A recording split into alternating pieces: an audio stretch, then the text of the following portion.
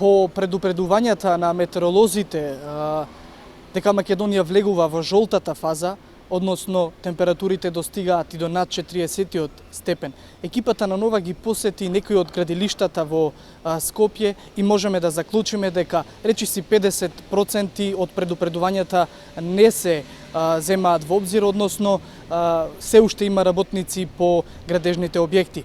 Новие температури, кои што и самите ние не можеме да ги издржиме, можеме да замислиме како име на работниците. Пред само неколку часа овде, пред Собранието на Република на Македонија, работеа работници. Инаку вчера Движењето за социјална правда Ленка упати силен апел работниците над 60 години, како и бремените жени, да не работат од 11 до 17 часот.